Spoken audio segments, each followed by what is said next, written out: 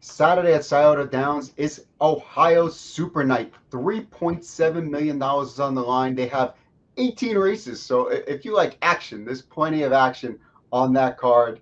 We have free PPs up on the website. We have live video up on the website. And best of all, click on that QR code to get there. And we have an 8% rebate on exotic wagers for DRF bets. That's certainly something you want to look at. We're going to take a look at the $10,000 guaranteed pick four that starts in race 11. It's one of 3 guaranteed pick fours on the card. There's also a $10,000 guaranteed pick 8 with all 8 Sire Stakes finals, $300,000 apiece. Matt and I are going to start talking about race 11, which is the pick 4, and it's the 3-year-old filly pace for 3-year-old filly pace for $300,000. It's the Scarlet Championship. We're going to see who's the best Ohio pacing filly, Matt, and which one do you think it's going to be? I think judging by the morning line, as you see, it's kind of a wide open race. It's been a good division all season long, and it's certainly an interesting race. You have the regular contingent of top trainers. You see Brian Brown with the 1 Hey Hey Mama as a top contender. Virgil Morgan Jr. has always represented Supergirl, the 3, and Ron Burke. You can always count on Ron Burke having some live stock in these races. He's got the 6 Mixed Seaside, and those are probably the 3 that's going to take the most action. But hard to take any horse at a short price in this race. But probably Mixed Seaside with Burke is probably going to be the favorite. I don't know if you looked anywhere else, but I'm probably going to narrow in on those 3 horses that I mentioned.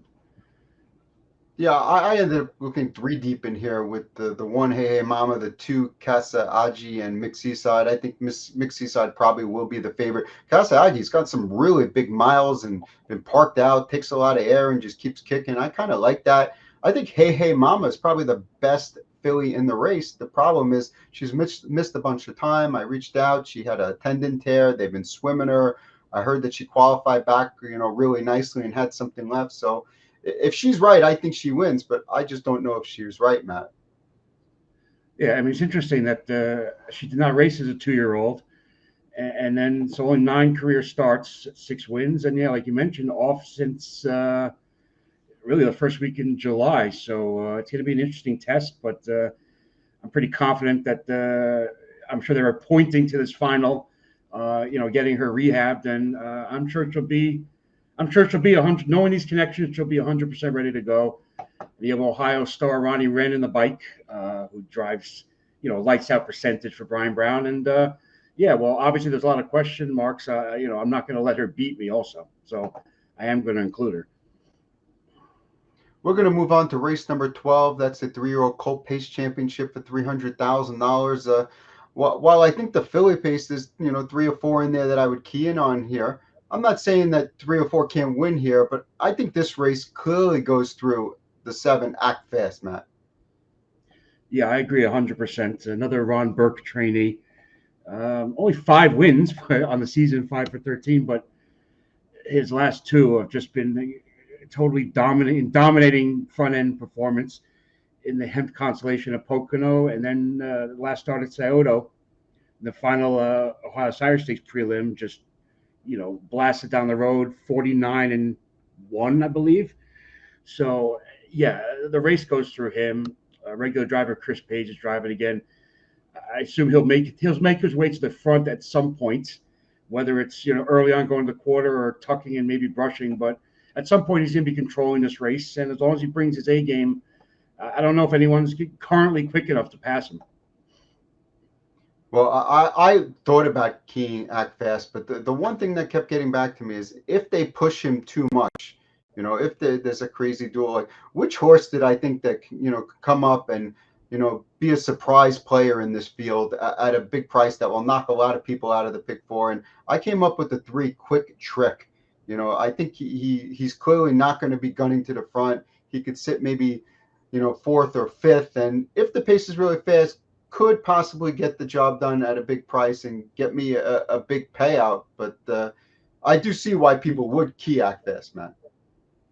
Yeah, and I looked at this race and I figured,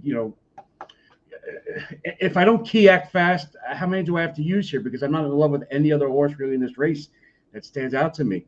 Maybe the 8 Duncan if he had a better post, if he was inside. The Betty Clegg trainee that Aaron Merriman has picked up the drive, and this guy's been phenomenal all season. Not only at Northfield, he's raced at the fairs. He's been all over the place. I mean, 34 starts already. But yeah, the outside being outside of Act Fast might seal his fate. So, like I said, I couldn't come up with anyone solid. I didn't want to go, multiple horses deep when I wasn't confident in anyone else. So I'm going to key Act Fast, who I assume will be the favorite, and keep my fingers crossed and move on from there and be able to spread later on. Leg 3 of the pick 4 is race 13. It's the $250,000 Charlie Hill Memorial, and the morning line favorite in here is Incommunicado. He's won 4 in a row, and I keep looking at him saying, yeah, he's a horse I think you have to have on your ticket. But is this a horse that has to win this race? I'm not so sure that I want him as the favorite. No, I mean, I agree. There's a lot of other talent in here. But we know what Incommunicado can bring to the table from the Aki Sponset barn. He's well mannered. He can race over any size track without a problem. Obviously, the smaller track surfaces aren't a problem. Interesting that Yannick Gingras is getting the drive for Oki Svanstedt. Decent enough posts. He's not stuck too far outside. Yeah, he's obviously the main contender. I think a lot of people are going to focus on the 3 Pretender 4-year-old.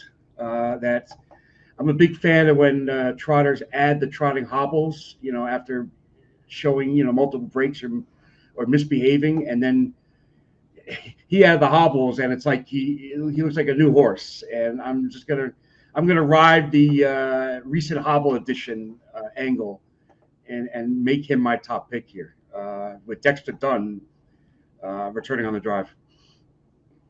Yeah, I like Pretender in here as well, and but there are a bunch of these horses are coming out of an open at Scioto, and we're going to show a video of this. Jujubee, Kildare King, a bunch of them. Right now, you see Jujubee is actually the 2 horse, and he's going to come out, and there's going to be some congestion there. He's going to take a quick bad step, right?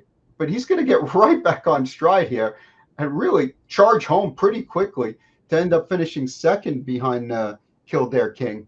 I think that Jujubee could be in the right spot this week when you stop and consider it. I mean, I think that's clearly a little bit of a toss line. The start before, he's facing Southwind Tyrion and Hill Exotic, who would both be heavy favorites in the air. Before that, it's Academic and Venerate. They're both in the International Trot at Yonkers. They would be heavy favorites in here. Before that was, I think, a track record at the Meadows. I think this is a great spot, and 8-1 on the morning line looks pretty juicy to me, Matt.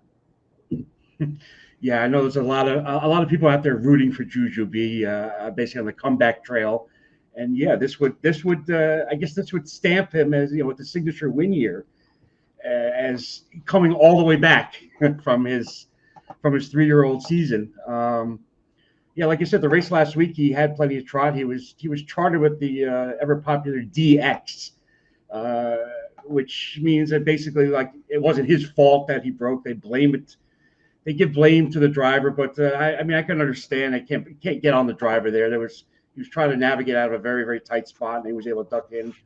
And I liked how Jujubee didn't go into a full-blown break and was able to recover right away. That kind of shows the amount of class that he has, that he was able to get right back onto his gate where he can get back to full speed. And while I did not use him in my ticket, I do 100% agree with you. He was the horse that I gave a lot of consideration to before I ended up not using him.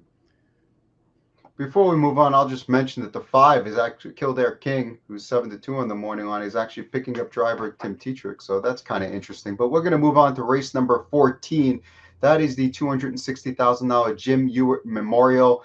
And this field came up pretty, considering that there's another invitational for older horses on the same day at Yonkers Raceway. This race came up pretty darn good. I mean, you're getting the first start of the year from Beach Glass. You're getting Charlie May, who's been unbelievable. Backstreet Shadows, super sharp. Tattoo Artist. He goes up to Canada and becomes like super horse. Yeah, it is a great field, a deep field from top to bottom, which is why I had a hard time with this one. I end up spreading in my pick 4 ticket because basically because I was able to narrow it down, earlier on. Lewis Pearlman from the Burke Barn, moving inside, perfect trip type horse that could get it done.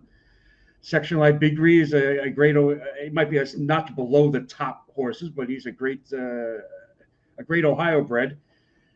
Chase H. Hanover, he's been proven in Ohio. Backstreet Shadow, I think the connections might want to forget his last race in Ohio at Northfield when he just refused to pace. That was an interesting race. Little Rocket Man, you're getting Dexter Dunn. He's proven. Tattoo artist, forever boy. He can bring it, with a perfect trip. Hella Blue from the 8-hole. Beach Glass making his first start off the ridiculous qualifiers. And Charlie May, who needs no introduction. So yeah, top to bottom. Can you realistically throw anybody out of this race from top to bottom?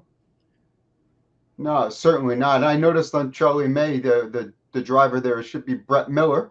And Brett Miller's going to have a tough, job here of overcoming the second tier, because I don't see Lewis Pearlman or Section Line Bigri in the 1 and the 2 hole leaving that hard. And that is the one thing that makes me a little bit leery about Charlie May, is that he's going to have to figure out a trip where a number of the outside horses are going to leave. And, if the 1 and the 2 don't, where does that put him? Yeah, I mean, I that's a good point. You have the 3 Chase H. Hanover, who's probably can step over the 2 inside horses quickly. Little Rocket Man can be 40 placed. No Tattoo Artist. If Louis Wah wants to push, he can. Maybe Hella Baloo from the far outside. Beach Glass, tough task, I think, in his first start of the year. Stuck all the way outside. So yeah, it will be an interesting run into the first turn. And I mean, it's so deep a field that you're talking about Charlie May maybe having a tough time, but you also should get an okay price on Charlie May. We're not talking favorite here. Maybe probably around it's 5 to 1, 6 to 1. So he might be worth taking a shot with. One of the things I want to take a look at here is Beach Glass's race from his last qualifier, and he's the little dot at the front of the screen, and then you have all the dots at the back. He won this race by 22 lengths, 49 and 2, won it pretty easily. I mean, this was the top, or if not the top, the second best, but one of them top 3-year-olds of last year, making his debut finally in 2023. Is this an opportunity here to perhaps get a reasonable price on a horse that could be anything? Yeah. I mean, I think there's no way you could take any sort of short price on him. I can't see him being a short price. Is he ready to fire like a bullet here in his first start, of the season? He had 3 blowout qualifiers, but this is a pretty tall order from the 9-hole against such a deep and accomplished field. I'd be surprised. I mean, I think you'd have to be super to overcome that. I mean, that's one of the things that makes this race, so wide open and so interesting. I don't know where you went with your pick 4 ticket. I mean, I basically spread with more than half the field. And I did not use Beach Glass as one of my 6 in here, like for reasons I just mentioned. But I mean, like I said, I'm just impressed with the not being able to throw a single horse out, in my opinion, when that's rarely the case. It should make it a very exciting race that it's going to come down to some sort of lucky trip. So I'm hope I'm alive going into this, and I'm looking forward to it. Well, I did use Beach Glass, and we'll throw my ticket up on the screen. And I didn't go quite as deep as you. You could see it's at 3x2 by 3x3. I used Backstreet Shadow, Beach Glass, and Charlie May in the final leg, and it's a $27 ticket. And quite frankly, if you don't want to play it, I could see keying, in race number 12, keying the 7-horse Act Fast, and cutting that ticket in half to $13.50. But I just wanted to throw that extra horse in there, because I think if that other horse wins, I don't mind doubling my ticket, because if that other horse wins, I'm going to kick a lot of people out of the sequence and hit for a pretty nice as number. long as you have a strong enough opinion on your other horse, because like you said, you're putting as much value on that horse as you are in Act Fast. I personally end up keying Act Fast because I could not definitively come up with another horse that I thought could challenge for the win. So I took a shot and keyed Act Fast.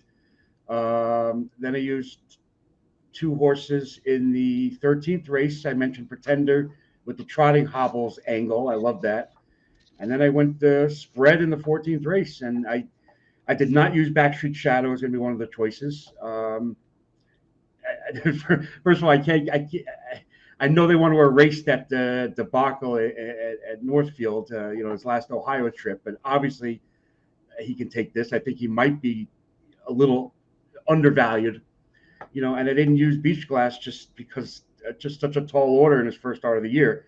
You can see I spread elsewhere, but it's only an $18 ticket because I have the key in the second leg. So hopefully I can get a price in the last, like a Hullabaloo, like the price he paid in the Borgata final. You never know. Only an $18 ticket for a 50-cent base. So take a stab, maybe, double it up and go 36 for $1. Well, speaking of 18, 18 is the number of live races at Scioto on Saturday. Post time is 5 o'clock for the card. So 5 o'clock, it works out perfectly because if you watch all the races at Yonkers during the afternoon, but their big stakes card, then you go into Scioto, watch their big stakes card, and you can basically have 12 hours of live harness racing action and high quality harness racing action. Lots of pick 4 guarantees on the card. Obviously, 8 championship races, $300,000 a piece. It's going to be a great night at Scioto. You can watch it all live up on DRF, and of course, take advantage of the DRF Bets 8% rebate on exotic wagers. Good luck.